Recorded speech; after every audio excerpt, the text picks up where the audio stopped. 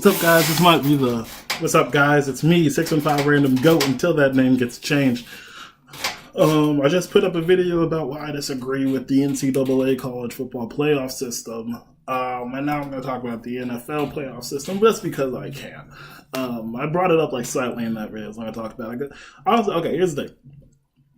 I love the NFL playoff system. I've heard people, talk about maybe division champions shouldn't be awarded or whatnot with an automatic playoff spot, because the division champion could have a losing record. That's happened twice in NFL history. So, that is a possibility. Or they could have a worse record than someone who misses out on a wild card just because they didn't win their division. True statement. But it's going to be a pretty short video because I got to start on schoolwork in 14 minutes. Procrastinating like a bitch. Okay? It sucks. But here's why I love the NFL playoff system. First off, the reason division champions are awarded. As you guys know, the NFL National Football League is split up into two different conferences. You have the AFC, which is the American Football Conference, and the NFC, which is the National Football Conference. Each of those conferences, you have four divisions. You have the AFC East, the AFC North, the AFC West, and the AFC South. The AFC East consisting of the Patriots, the Bills, the Jets, and New England Patriots, the Buffalo Bills, New York Jets, and the Miami Dolphins. The AFC North consisting of the Pittsburgh Steelers, the Baltimore Ravens, Cincinnati Bengals, and Cleveland Browns. The AFC West consisting of the Kansas City Chiefs, the San Diego Chargers, the Oakland Raiders, and the Denver Broncos. And AFC South consisting of the Houston Texans, the Tennessee Titans, the Jacksonville Jaguars, and the Indianapolis Colts. And in the National Football Conference, you have the NFC East, the NFC North, the NFC West, and the NFC South. NFC East consisting of the New York Giants, the Dallas Cowboys, the Washington Redskins, and the Philadelphia Eagles. The NFC North consisting of the Green Bay Packers, Minnesota Vikings, Detroit Lions, and Chicago Bears. The NFC West consisting of I said San Diego Chargers, meant LA Chargers. I just not caught on to that as I'm about to go over the NFC West, because the LA Rams are a thing. I'm about to call St. Louis Rams. The NFC West consisting of the Seattle Seahawks, the LA Rams, this is where I always get messed up, San Francisco 49ers, and the Arizona Cardinals. And NFC South consisting of the Carolina Panthers, my favorite team, New Orleans Saints, the Tampa Bay Buccaneers, and the Atlanta Falcons, who I hate dearly. Screw the Falcons. Okay, now all of you are familiar with the teams. The way the NFL does its playoffs is all four division champions in each conference are guaranteed playoff spots. Or not just playoff spots, but they are guaranteed the 1 through 4 seed, and that guarantees each of them at least one home playoff game, at least one. While the next two teams with the best records,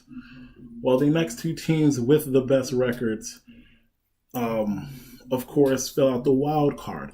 They are not guaranteed any home games unless the situation happens where the 5th and 6th seeded team both make it to the conference championship, which the 5th seeded team, the first wild card, will be the host. Has it ever happened? I'm not entirely sure. But there is a possibility of that happening. That's the only case that one of those teams can get a home game. And there have been cases, of course, like the two teams with two losing records. Yeah, the 2011 Seattle Seahawks, New Orleans Saints, we just did our thing. We just won the Super Bowl. We did not win our division that year. We went 11-5. Seattle Seahawks went 7-9. So Seattle got to host their playoff game because they won the NFC West that year. New Orleans had to go to Seattle. And of course, history happened there. Seattle won with Beast Quake. Fuck Marshawn Lynch. Fuck Seattle. I don't like Seattle. I only like Seattle when they're playing a divisional rival because they've always eliminated my Saints from the playoffs. I don't like them for that. And then, of course, even more recently, it was 2013, the 2013-2014 Carolina Panthers, who won the NFC South with a 7-8-1 record. Went to the playoffs, of course, hosted the Arizona Cardinals. who were the first wild card, and they won that game. So, of course, everyone says home field does have a style to it. Certain teams do play better at home, and that is true. But even though my Saints were on the receiving end of one of those situations, and I don't like the Panthers, who were the beneficiaries of another one of those situations. And of course, when the Carolina Panthers won, I'm pretty sure a 10-16 did have to stay home. I still agree with the format because, and here's why. Winning your division is something that's first off just admired in sports. The only sport that does not award division champions with a playoff spot is NBA. And the NBA actually did at one point, if you guys remember, where, because each conference has 3 divisions. If you won your division, you were guaranteed the 1 through the 4th seed. Now, of course, they stopped that, but of course they ended that. But NBA can do that because hold on. NBA can do that, whereas most of our sports can't because NBA is not heavily influenced by their schedule. I mean, it's not heavily division influenced by their schedule. And, of course, in the NBA, you play your division rivals, I'm pretty sure, like 4 or 5 times a season. Non-division rivals still in your conference 3 times a season. And you play inter-conference 2 times a season for each team. So, I mean, it is kind of division based still, but you play every single team at least twice, which is actually pretty good enough to not have to award division champions. NHL follows the same format with 82 games. Of course, they still award division champions. NHL does it because of their history, of course. And I'm not the biggest fan of the current NHL playoffs because it is so divisional based. I mean, the top 3 teams in each division guaranteed playoffs, 2 wild card spots. You got the conference winner going up against the lowest wild card. The next division winner going up against the first conference winner going against the lowest wild card. The second division winner, like the division winner that didn't win the conference, goes up against the first wild card. Second and third from each division play each other. So it's like, in the Pacific Division, you got, all right, let me take the playoffs from last year, where in the Western Conference, it's the Nashville Predators, the President's Trophy winners, regular season Western Conference winners, Central Division champions. They went up against Colorado Avalanche because Colorado Avalanche had the lowest seed in the Western Conference playoffs. And then you had the Golden Knights who went up against the LA Kings in the first round. And then the second and third place from each division, which at the time, at least in the Pacific, was the San Jose Sharks and the Anaheim Ducks. And then in the Central, it was the Minnesota Wild and the Winnipeg Jets. I hate that playoff system for many reasons. I wish they'd go back to the old one, but they would need another division winner, and they would need another division, and that's another story. Can't make everyone happy. And of course, MLB, they do their playoffs, 3 divisions, 2 leagues, because MLB refuses to just call them conferences, which is really what they are, because Major League Baseball is the league. They call them leagues. There's American League and National League. You got 3 divisions across each. Those 3 division champions are guaranteed playoff spots. 2 wild cards. The 2 wild cards play each other in a 1-game playoff, and then that winner plays against the top seeded team in the league, and then we start the series from there. Divisional round, the league championship series round. See why I have problems with this, and then the World Series. NFL, but I went off on a big tangent there, and then I forgot what I was talking about. That's what happens. The reason but the MLB and the NFL share something in common that the NHL and NBA does not share. Now, besides the fact that MLB plays 162 games and the NFL plays 16 games, both of those leagues, every team does not play each other, not even once. Every team does not play each other, and that's an important thing in the MLB. You have like 80 games inside your own division. You literally play your own division 80 times. You play everyone in your league at least like 30 times, I think. And so that leaves 30 games left for the opposite league conference. I'm going to call them conferences. I don't give a fuck. I'm going to call them conferences. I really don't give a fuck. If you're a Major League Baseball fan, I'm sorry. I'm a Red Sox fan. We won the World Series. So I'm going to fucking change the name of this shit if I want to. They're conferences. God damn it. So if the American Conference has to play the National Conference, 30 games. In Major League Baseball, there's only... You don't play like single games. You play like series. So 30 games, literally you play about... You'll literally probably play about 8 teams when you finish the series, overall. So you don't even play every team, and it's the same in the NFL.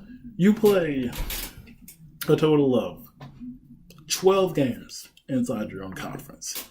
12.